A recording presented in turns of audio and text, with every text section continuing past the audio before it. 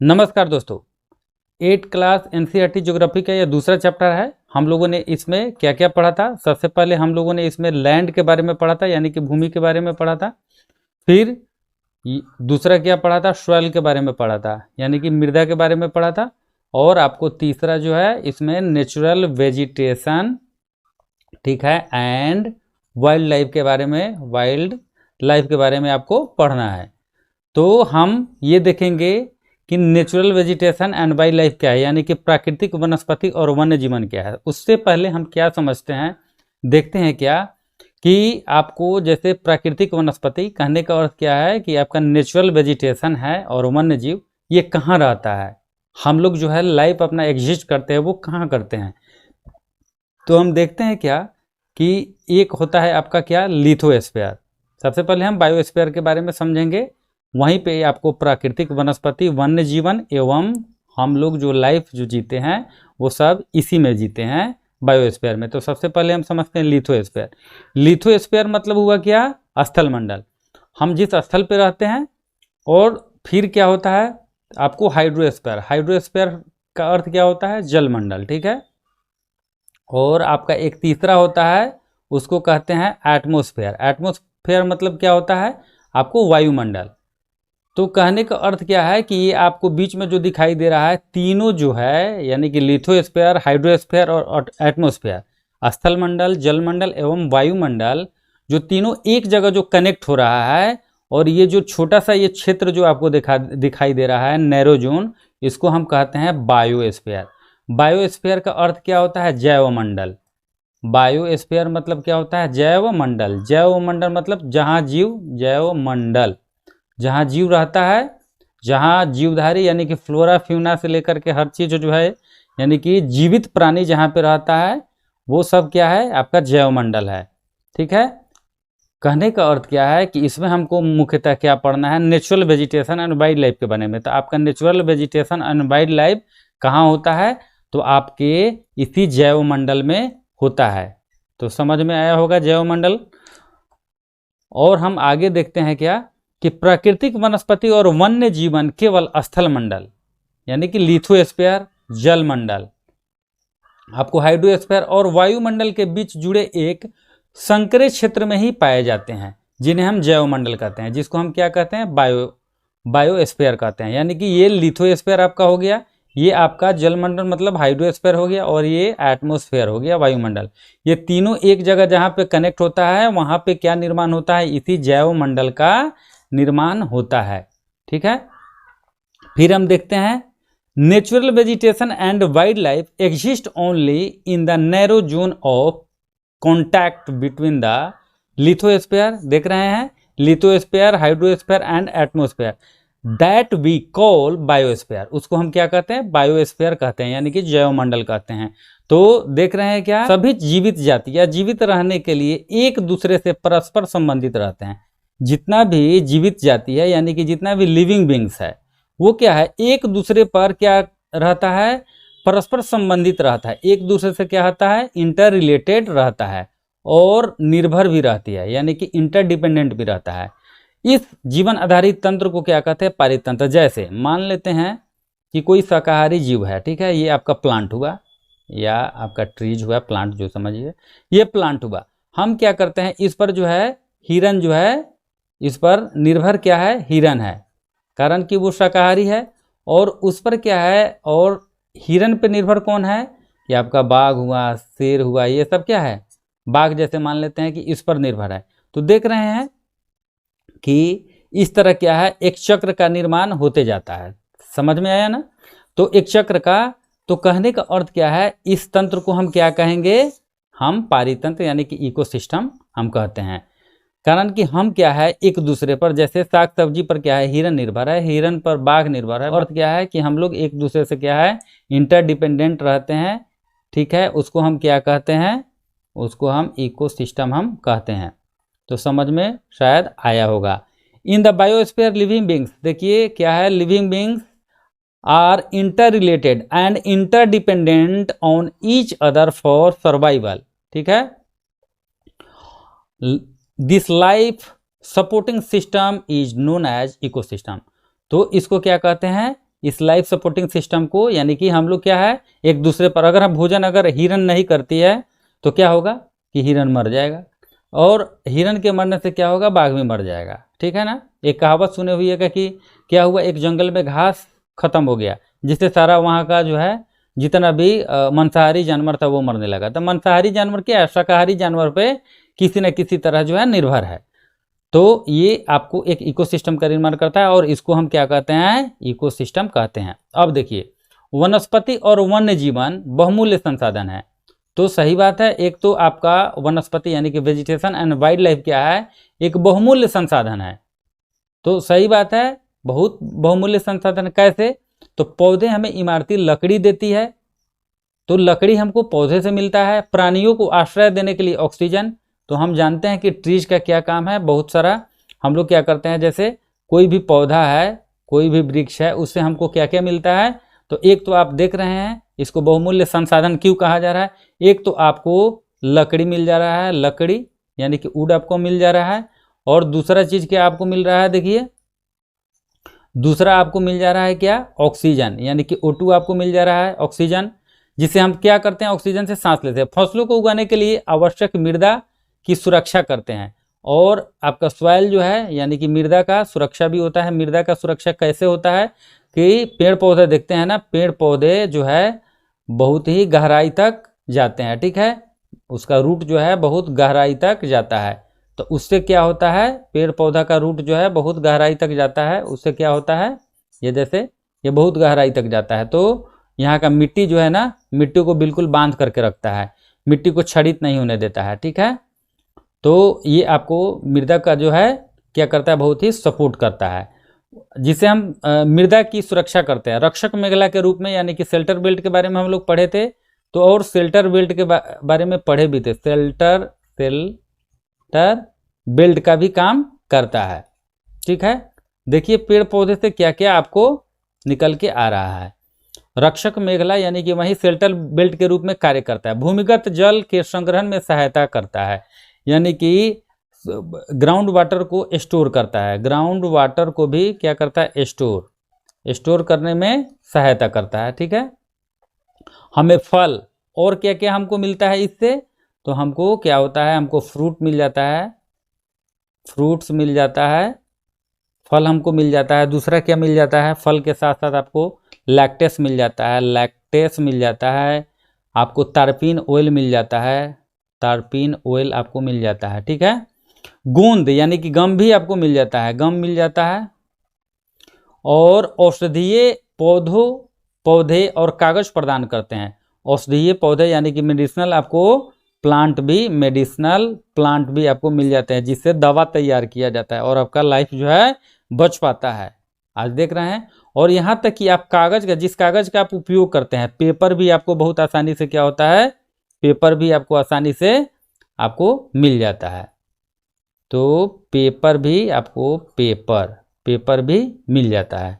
तो कहने का अर्थ हुआ कि देख रहे हैं कि कितना चीज आपको पेड़ पौधों से मिल रहा है। वनस्पति और वन्य जीवन बहुमूल्य संसाधन सही में है, क्यों है कि हमको उससे क्या मिल रहा है, लकड़ी मिल जाता है, ऑक्सीजन मिल जा रहा है, मृदा यानी कि सॉइल को क्या करता है, बिल्कुल मृदा को क्या करता है, सुरक्षित रखता है, और शेल्टर बेल्ट का यानी कि रक्षक मेखला का भी कार्य करता है। ठीक है, और ग्राउंड वाटर जो है यानी कि भूमिगत जो जल है उसको संग्रहित करने में सहायता करता है, यानी ग्राउंड वाटर को स्टोर करने में जो है क्या करता है, सहायता करता है। और क्या मिलता है आपको, फ्रूट्स मिल जाता है यानी कि फल मिल जाता है, फिर लैक्टेस मिल जाता है, तारपीन ऑयल मिल जाता है, तारपीन का तेल मिल जाता है, गम यानी कि आपको गोंद मिल जाता है, और मेडिसिनल प्लांट औषधीय दवा जो है वो भी आपको पेड़ पौधे से मिल जाता है। फिर पेपर का निर्माण पेड़ पौधे से ही होता है, जिसे हम क्या करते हैं, हम लोग पढ़ते हैं, जो बहुत ही जरूरी है। ठीक है, तो कहने का अर्थ है कि पेड़ पौधे का रोल देख रहे हैं कितना है। And wild life are valuable resources, क्या है, एक बहुमूल्य यानी कि बहुत वैल्यू वाला संसाधन है। ठीक है, plants provide us with Timmer. ठीक है, तो क्या है, आपको लकड़ी प्रदान हो रहा है, give shelter to animal, produce oxygen, we breathe, protect soil, so क्या है, essential for growing crops, act as shelter belt. तो देख रहे हैं कि क्रॉप्स को ग्रो करने में भी क्या करता है, ये मतलब बहुत ही सहायता करता है, ठीक है। Act as shelter belt, help in storage of underground water, give us fruits nuts, देख रहे हैं, latex, turpentine oil, gum, medicinal plants and also the paper that is so essential for your studies. तो आपको क्या है, आपके अध्ययन में जो है बहुत सहायता करता है, वो चीज़ भी आपको क्या है, यानी कि पेपर भी आपको किस से मिल रहा है, तो पेड़ पौधे से मिल रहा है। तो पेड़ पौधे से हम लोग क्या क्या देखें, क्या क्या मिल रहा है। वन्य जीवन के अंतर्गत क्या होता है कि क्या क्या आता है उसको देखते हैं। वन्य जीवन के अंतर्गत जंतु, ठीक है, यानी कि एनिमल आता है, पक्षी, कीट एवं जलीय जीव के रूप में आते हैं। तो वन्य जीवन के अंतर्गत क्या क्या आता है, तो वन्य जीवन के अंतर्गत यानी कि वाइल्ड लाइफ के अंतर्गत क्या आता है, वाइल्ड लाइफ ये हुआ।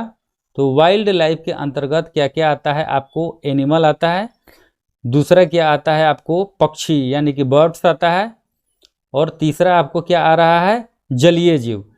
जलीय जीव मतलब एक्वेटिक लाइफ भी आपको आता है, एक्वेटिक लाइफ। तो कहने का अर्थ क्या है, ये तीनों जो है क्या किस चीज में आ रहा है, किस रूप में आ रहा है, तो आपको वन्य जीवन के अंतर्गत आपको एनिमल आ रहा है, जंतु आते हैं, बर्ड्स आते हैं यानी कि चिड़िया जो है वो चिड़िया आती है, फिर जो है जितना भी इंसेक्ट्स है, ठीक है, कीट पतंग जो है वो भी आता है। तो इको इंसेक्ट्स भी लिखिए, तो जितना भी इंसेक्ट्स है ये सब भी क्या होता है, आपको वन्य जीवन के अंतर्गत आता है, वाइल्ड लाइफ के अंतर्गत आता है। अब देखिए हमको क्या होता है, उनमें से हमें दूध, मांस, खाल और ऊन प्राप्त होती है। तो देखिए जानवरों से हमको क्या क्या मिलता है, हमको वहाँ दूध भी मिलता है, हमको उनका मांस भी हम लोग खाते हैं, खाल भी उनका काफ़ी उपयोगी होता है, और उनसे ऊन भी, जैसे भेड़ से ऊन जो है हम लोगों को प्राप्त होता है, प्राप्त होती है। कीट जैसे मधुमक्खी से हमें क्या होता है, शहद यानी कि हनी हमको प्राप्त होता है। फूलों के परागण में मदद करती है, यानी कि पॉलिनेशन में जो है, फूलों के पॉलिनेशन में मदद करती है, यानी कि एक फूल से क्या हुआ, भंवरा जो है दूसरे फूल पर जा करके, और पारितंत्र में भी अपघटक के रूप में कार्य करते हैं। तो पारितंत्र में यानी कि इकोसिस्टम में भी आपको क्या है, ये काम करता है। तो आपको समझ में आया होगा, डिकम्पोजर्स के रूप में महत्वपूर्ण भूमिका निभाती है। चिड़िया अपने भोजन के लिए क्या है, किस पर, कीटों पर निर्भर रहती है।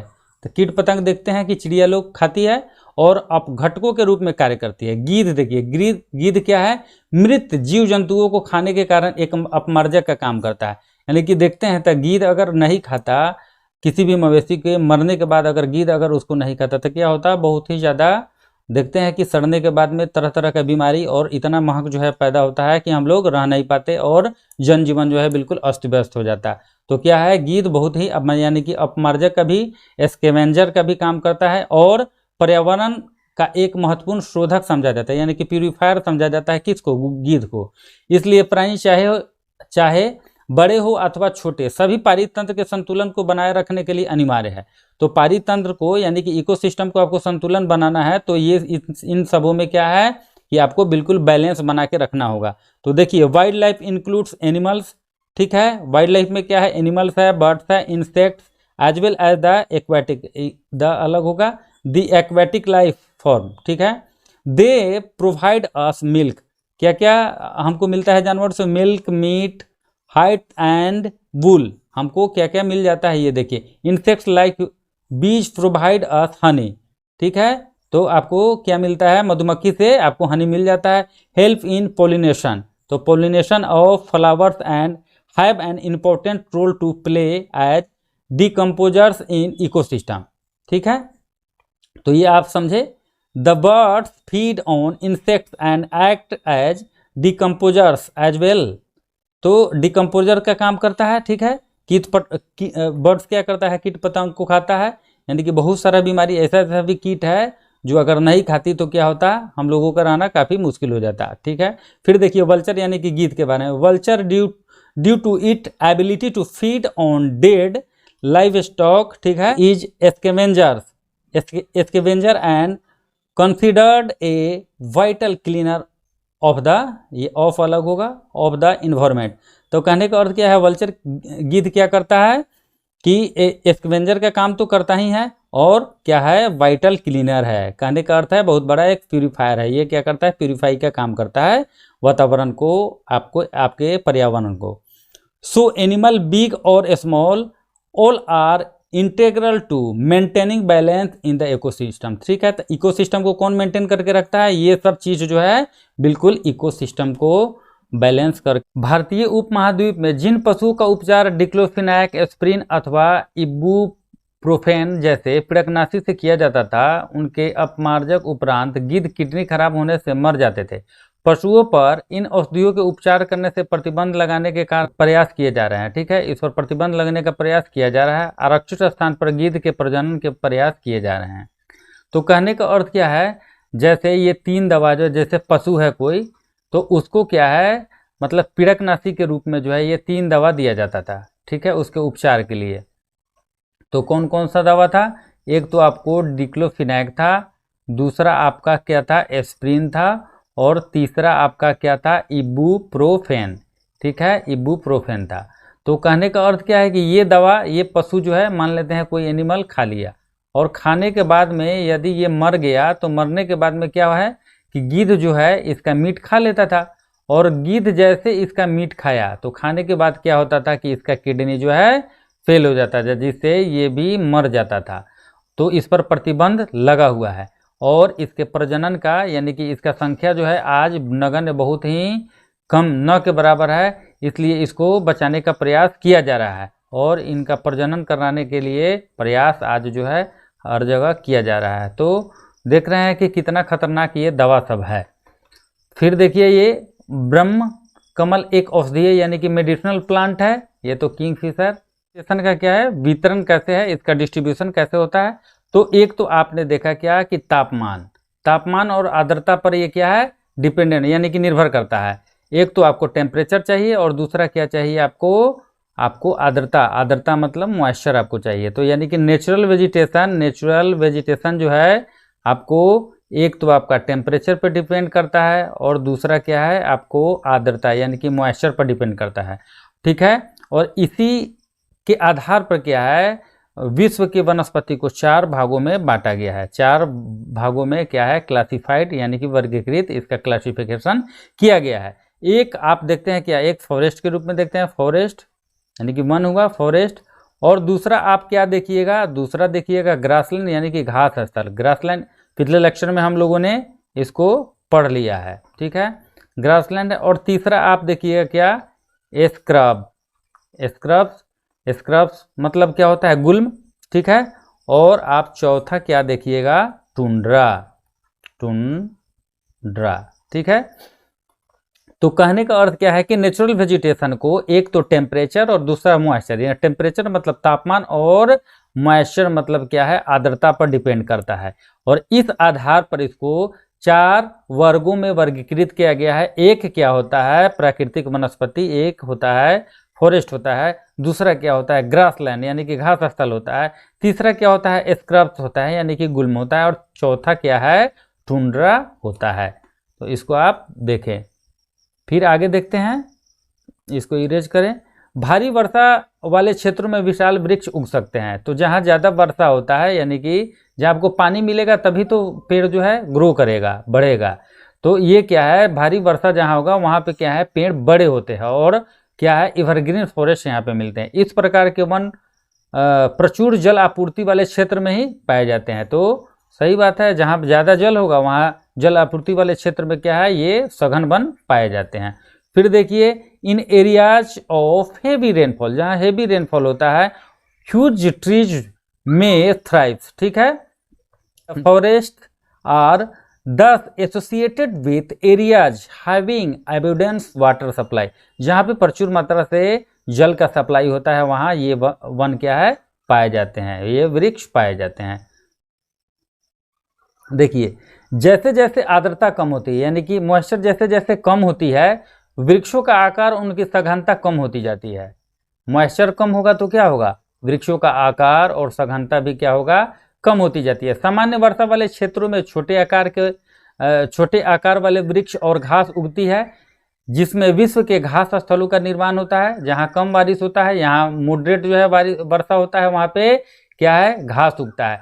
कम वर्षा वाले शुष्क प्रदेशों में कटीली झाड़ियाँ एवं गुल्म उगते हैं। ठीक है, इस प्रकार के क्षेत्रों में पौधों की जड़ें गहरी होती है और वाष्पोत्सर्जन से होने वाली आर्द्रता की हानि को घटाने के लिए पेड़ों की पत्तियां कांटेदार और मोमी सतह वाली होती है। शीत ध्रुवीय प्रदेशों की टुंड्रा वनस्पति में मॉस और लाइकेन सम्मिलित है।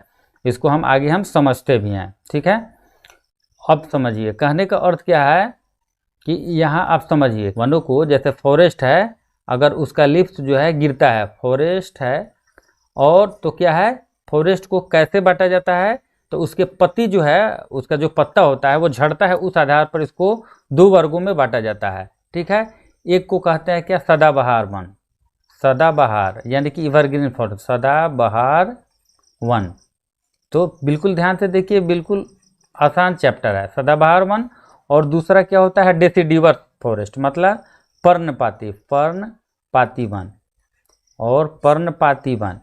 तो क्या इसका क्या मतलब इसका क्या क्राइटेरिया है, सदाबहार वन क्या है कि इसमें क्या होता है कि जैसे वृक्ष का पत्ता जो है एक बार नहीं गिरता है, जैसे वृक्ष का पत्ता जो है बारी बारी से, जैसे आज मान लेते हैं कि 100 पत्ता गिर गया, समझाने के लिए बता रहे हैं, फिर जो है 50 पत्ता गिरा, फिर जो है दूसरा पत्ता भी उस पर जो है नया पत्ता उगना शुरू होता है, यानी कि सालों भर जो है वो हरा भरा बिल्कुल दिखाई देता है। ठीक है, यानी कि किसी भी खास सीजन में जो है वो अपना एक बार में पूरा वृक्ष का पत्ता नहीं झड़ता है, वो पत्ता क्या है, पत्तियां तो गिरती है, लेकिन पत्तियां जो है बारी बारी से गिरती है, एक बार नहीं झड़ता है। लेकिन पर्णपाती में इसके अपोजिट होता है, इसमें क्या है, किसी खास सीजन में देखिएगा ये अपना मतलब पूरा पत्ती जो है झाड़ देती है, जिससे क्या होता है, ये सदा हरे भरे नहीं रहते हैं। क्यों कि यहाँ जो है, यानी कि वाष्पोत्सर्जन जो होता है उससे होने वाली हानि से बचने के लिए क्या होता है, तो यहाँ देखिए वाष्पोत्सर्जन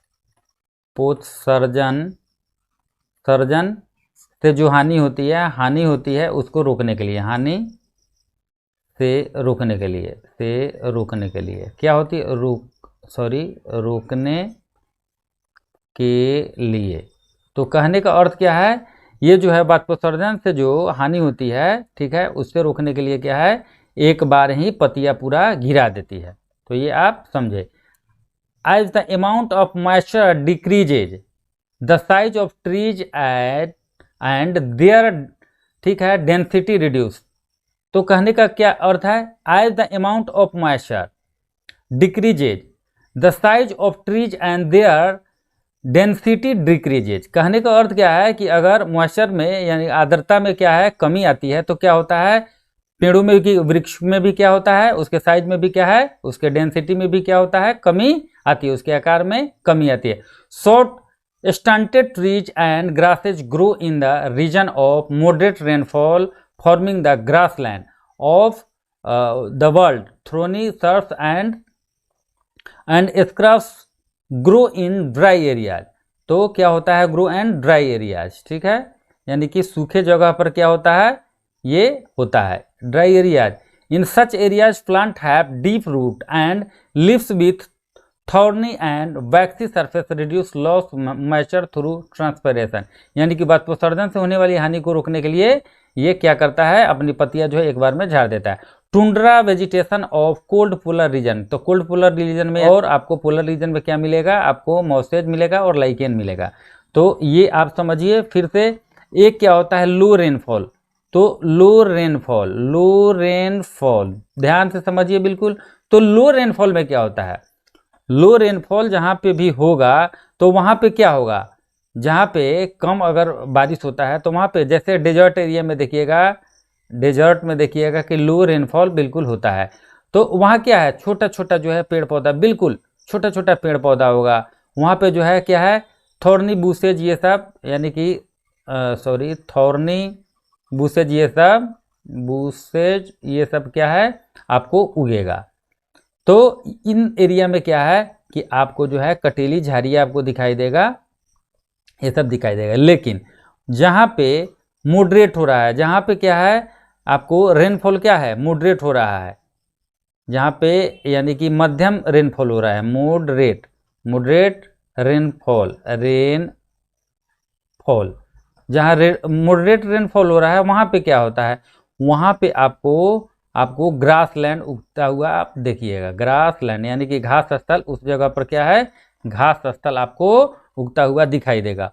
और तीसरा क्या होता है, आपको जहाँ हेवी रेनफॉल होता है, हेवी रेनफॉल, जहाँ पे हेवी रेनफॉल होता है वहाँ पे क्या होता है, जहाँ पे भी हेवी रेनफॉल होगा वहाँ डेंस फॉरेस्ट आपको दिखाई देगा। तो ये आपको समझ में आया होगा। तो कहने का अर्थ क्या है, ये सब काफ़ी आसान है, देखते रहिए। देखिए, तो आप अब देखिए प्राकृतिक वनस्पति और वन्य जीवन का संरक्षण हम कैसे करेंगे, तो उसको देखते हैं। Conservation of natural vegetation and wild life. तो इसमें हम देखेंगे क्या कि कंजर्वेशन हम कैसे करेंगे प्राकृतिक वनस्पति यानी कि natural vegetation and wild life को। वन क्या है, हमारी संपदा है, ठीक है। पौधे जंतुओं को आश्रय प्रदान करते हैं और साथ ही पारितंत्र को क्या है, अनुरक्षित रखते हैं। जलवायु में परिवर्तन और मानव हस्तक्षेप के कारण पौधों और जंतुओं के प्राकृतिक आवास नष्ट हो सकते हैं। बहुत सी जातियां असुरक्षित है, ठीक है, असुरक्षित है यहाँ होगा, अथवा और कुछ लुप्त होने के कगार पर है। तो हम लोग क्या कर रहे हैं, इतना पेड़ कटाई कर रहे हैं हम लोग, जो है जीव जंतु को इतना जो है हत्या कर रहे हैं, इतना हम लोग जो है हंटिंग कर रहे हैं, हम लोग जो है पूरी तरह से जो है जीव जंतु को और पूरे पारिस्थितिकी तंत्र को ही, मतलब पूरा इकोसिस्टम को जो है तहस नहस हम लोग कर रहे हैं। तो कहने का अर्थ क्या है कि आपको इसको कंजर्व करना पड़ेगा। इसको कंजर्व हम कैसे करेंगे उसको भी देखेंगे। पहले इसको देखते हैं। फॉरेस्ट आर आवर वेल्थ, ठीक है, वो क्या है, वन हमारी संपदा है। Plants give shelter to the animals and together they maintain the ecosystem. क्या है, इकोसिस्टम को जो है ये मेंटेन करके रखता है, ठीक है। पौधे और जंतुओं क्या है, यानी कि इकोसिस्टम को क्या है, मेंटेन करता है। Changes of climate and human interference can, देख रहे हैं इंटरफेरेंस, ह्यूमन क्या है, ये ह्यूमन के हस्तक्षेप करने से क्या होता है, can cause the loss of natural habitats for the plant and animal. तो उसके नेचुरल हैबिटेट को क्या है, बिल्कुल जो है नष्ट कर दे रहा है। Many species have become vulnerable, ठीक है, वल्नरेबल यानी कि लुप्त होने के कगार पर क्या है, वल्नरेबल, और endangered and some are on the verge of extinction. तो कहने का अर्थ क्या है कि कुछ क्या है कि बहुत सी जातियां तो बिल्कुल जो है नष्ट हो गई है और कुछ जो है लुप्त होने के कगार पर है। तो आपको इसको बचाना होगा। मृदा अपरदन, निर्माण कार्य, दावानल यानी कि फॉरेस्ट फायर और भूस्खलन, लैंडस्लाइड में से कुछ मानव निर्मित और प्राकृतिक कारक है कि मानव के द्वारा तो इस सब का जो है मतलब बिल्कुल डिस्ट्रॉय तो कर ही रहे हैं, एक प्राकृतिक कारण भी है, ठीक है, जो मिलकर महत्वपूर्ण प्राकृतिक संसाधनों को लुप्त होने की प्रक्रिया को बढ़ावा देते हैं। मानव हस्तक्षेप के द्वारा भी और प्राकृतिक कारक भी है, यानी कि मानव निर्मित कारक भी और प्राकृतिक कारण दोनों जो है जिम्मेवार है, ठीक है। आज की मुख्य चिंताओं में से एक अनाधिकार शिकार। मुख्य चिंता क्या है हम लोगों का, एक तो है बेवजह में शिकार को बढ़ावा मिल रहा है इससे, जिससे कुछ खास प्रजातियों की संख्या में तेजी से कमी आई है। पशु खाल, क्या क्या चीज के लिए जो है पशु को मारा जा रहा है, अनाधिकार शिकार किया जा रहा है। एक तो पशु का खाल, चमड़ा, नाखून, देख रहे हैं यहाँ दांत, ठीक है, और पंखों के साथ सींगों के एकत्रीकरण और गैर कानूनी व्यापार के लिए जंतुओं का अनाधिकार शिकार हो रहा है। तो देख रहे हैं इसका इतना ज्यादा तस्करी कर रहा है, एक जगह से दूसरे जगह जो है खाल यानी कि उसका चमड़ा जो है, नाखून, दांत, पंख, सींग, ये सब जो है क्या कर रहा है, लोग बिल्कुल पैसे के लिए इसको क्या करता है, बेच लेता है, ठीक है। जिससे क्या होता है, यानी कि उसका शिकार करता है, उसको मारता है और उसको फिर जो है ये सबको निकाल के बेच देता है। इनमें से कुछ जंतु क्या है, कौन कौन सा जंतु मारा जा रहा है वो देखिए, चीता है, शेर, हाथी, ब्लैक बग है, मगरमच्छ, दरियाई घोड़ा, हिम तेंदुआ, शुतुरमुर्ग और मोर, ये सब क्या है, इन सबको जो है मारा जा रहा है। इन लोगों का क्या है, हंटिंग यानी कि शिकार इनका कैसे किया जा सकता है, इसका संरक्षण कैसे किया जा सकता है, सिर्फ जागरूकता बढ़ा के हम लोग कर सकते हैं। तो कैसे कर सकते हैं उसको हम लोग देखेंगे आगे, ठीक है। तो फिर देख लेते हैं deforestation, soil erosion, construction activities, देख रहे हैं कंस्ट्रक्शन एक्टिविटीज के वजह से फॉरेस्ट फायर मतलब दावानल जो है वो, अच्छा, tsunami and landslides are some of the human and natural factor which accelerate the process of extinction of these resources, ठीक है। तो समझ गए, one of the major concern is the poaching with result in a sharp ठीक है, decline in the number of particular species. देख रहे हैं कुछ खास प्रजातियों को क्या किया जा रहा है, बिल्कुल नष्ट किया जा रहा है। तो खास प्रजाति कौन है? The animals are poached for collection and illegal trade of, क्या है, हाइड्स, स्किन्स, नेल, टीथ, ठीक है, हॉर्न्स यानी कि उसका सींग, विल एज फीदर्स, उसका पंख। Some of these animals are tiger. देखिए कौन कौन सा एनिमल है, टाइगर है, लायन है, एलिफेंट, डियर, ब्लैक बग, ठीक है, black back, crocodile, rhinoceros, snow leopard, क्या है, ostrich and peacock. This can be conserve by increasing awareness, यानी कि हमको क्या है, जागरूकता को बढ़ाना होगा, तब जाकर के इनका हम संरक्षण कर पाएंगे। देखते हैं किस किस माध्यम से हम इसका संरक्षण कर पाते हैं। देखिए राष्ट्र, हम इसको देखते हैं कि सुरक्षित करने के लिए क्या क्या चीज बनाया जाता है। देखिए राष्ट्रीय उद्यान, ठीक है, नेशनल पार्क जो है, राष्ट्रीय उद्यान बनाया जाता है, वन्य जीव अभयारण्य, ठीक है, वाइल्ड लाइफ सेंचुरी बनाया जाता है, जैव मंडल निश्चय, ठीक है, जैव मंडल निश्चय, जैव मंडल निश्चय मतलब बायो क्या, प्राकृतिक वनस्पति और वन्य जीवन को सुरक्षित रखने के लिए बनाए जाते हैं। ये सब क्या है, मतलब इनका सुरक्षा के लिए बनाया गया राष्ट्रीय उद्यान, वन्य जीव अभयारण्य या जैव मंडल निश्चय यानी कि बायोस्फीयर रिजर्व जो है बनाया जा रहा है। किसको? इन सबको सुरक्षित करने के लिए, यानी कि natural vegetation and wild life को सुरक्षित करने के लिए ये सब बनाया जाता है। देखिए संकरी घाटियों, झीलों और आर्द्रभूमियों का संरक्षण मूल्यवान संसाधन नष्ट होने से बचाने के लिए आवश्यक है। तो ये सब आपको तो करना ही होगा, बिल्कुल इसके बिना नहीं हो सकता है। फिर देखिए national park, wild life sanctuaries, biosphere reserve are made of protect our natural vegetation and wild life. तो देख रहे हैं ये क्या है, मतलब प्राकृतिक वनस्पति और वन्य जीवन को सुरक्षित रख ले। कंजर्वेशन ऑफ, ठीक है, creeks, lake and wetland, wetland मतलब आर्द्र भूमि is necessary to save the precious, क्या है, precious resources, precious resources from depletion. तो हम क्या कर सकते हैं, इस मूल्यवान यानी कि प्रीसियस रिसोर्सेज को, मूल्यवान संसाधन को क्या होता है, यानी कि डिप्लेशन से, नष्ट होने से हम लोग बचा सकते हैं।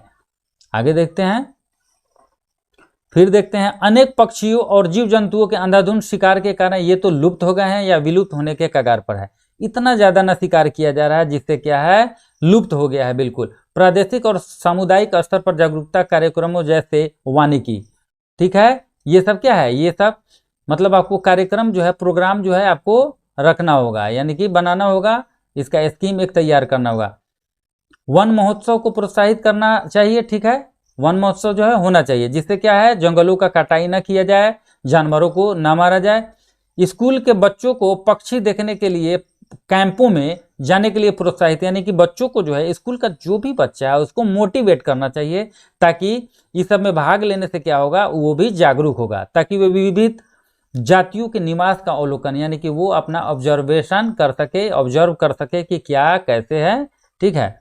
तो ये सब होना चाहिए। Habitats of many species due to indiscriminate killing, ठीक है, several birds and animals have either become extinct और सॉरी यहाँ पे मिस हो गया है, on the verge of extinction. अच्छा, awareness programmes like social forest and Van Mahotsav should be encouraged at the regional and community level. तो क्या है, रीजनल लेवल पर और कम्युनिटी लेवल पर क्या है, इसको प्रमोट करना चाहिए, ठीक है।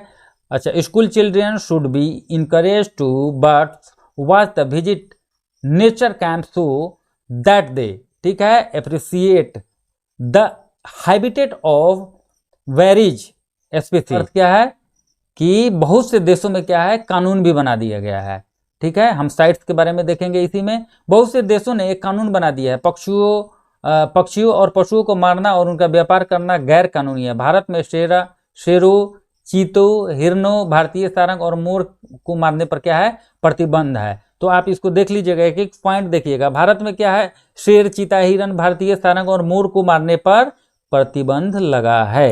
एक अंतर्राष्ट्रीय परिपाटी क्या है, साइट्स है, CITES होता है, ठीक है, the convention of international trade in endangered species of wild life fauna and flora. तो फ्लोरा और फौना पर क्या है, यानी कि फ्लोरा एंड फौना, तो क्या है फ्लोरा एंड फौना पर क्या है, ये एक अंतर्राष्ट्रीय परिपाटी है, ठीक है। यानी कि एक जो है एग्रीमेंट है जो गवर्नमेंट के माध्यम से, यानी कि गवर्नमेंट के बीच में इसको देखेंगे कि स्थापना की गई, जिससे प्राणियों, ठीक है, जिससे प्राणियों पक्षियों की अनेक जाति की सूची तैयार की गई है। इस सूची में दिए गए सभी पक्षियों और प्राणियों के व्यापार पर प्रतिबंध है। यानी कि इसमें जो भी मेंशन्ड होगा, कहने का अर्थ क्या है, इसमें जो भी सूची बना होगा, ठीक है, जो भी चार्ट बना होगा, उसमें क्या है, उस पक्षी पर जो क्या है, उसके व्यापार पर या उसके मारने पर क्या है, प्रतिबंध है। पौधे और प्राणियों का संरक्षण प्रत्येक नागरिक का नैतिक कर्तव्य भी है, क्या इथिकल ड्यूटी भी है कि आप जो है पेड़ पौधों को भी संरक्षित करें और जीव जंतु को भी संरक्षित करें। कारण कि आप अगर पेड़ पौधों को संरक्षित नहीं करिएगा तो जीव जंतु या हम लोग कैसे जिएंगे, कारण कि वो तो बहुत ज़्यादा महत्वपूर्ण होता है।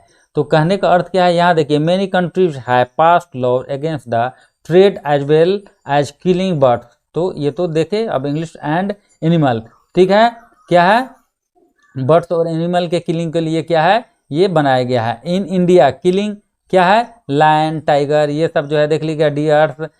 कारण कि देखिए हम लोगों को नेचुरल वेजिटेशन को पिछले कक्षा में भी पढ़े थे, इसलिए इसको इतना डिटेल्स हम नहीं बता रहे। इंडियन, ठीक है, bustard and peacock is illegal and international convention, क्या है इंटरनेशनल कन्वेंशन, क्या है, CITES has been established that list several species of animals, क्या है, बहुत सारा कंजर्वेशन ऑफ प्लांट, क्या है, plant and animal and ethical duty of every citizen, ठीक है, प्लांट और एनिमल को क्या है, हम लोगों का एक नैतिक कर्तव्य है, हम लोगों का इथिकल ड्यूटी है, हम लोग इसको क्या है, इसको संरक्षित करें।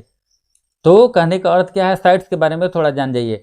साइट्स क्या है, एक तो हम लोग देखें फ्लोरा और फौना दोनों के बारे में, यानी कि संकटग्रस्त वन्य प्राणी जाति, यानी कि आपको फ्लोरा और फौना दोनों में होता है, ठीक है, दोनों के लिए बनाया गया।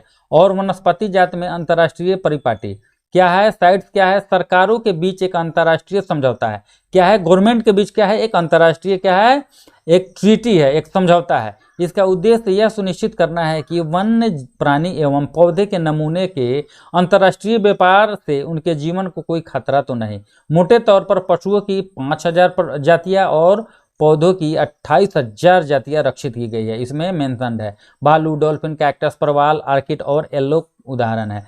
कहने का अर्थ क्या है, ऐसा नहीं कि सिर्फ जो है जीवधारी के लिए ही है, ये वनस्पति जात के लिए भी है, प्राणी जात के लिए तो है और वनस्पति जात के लिए भी ये क्या है, अंतर्राष्ट्रीय समझौता है, इंटरनेशनल ट्रीटी है।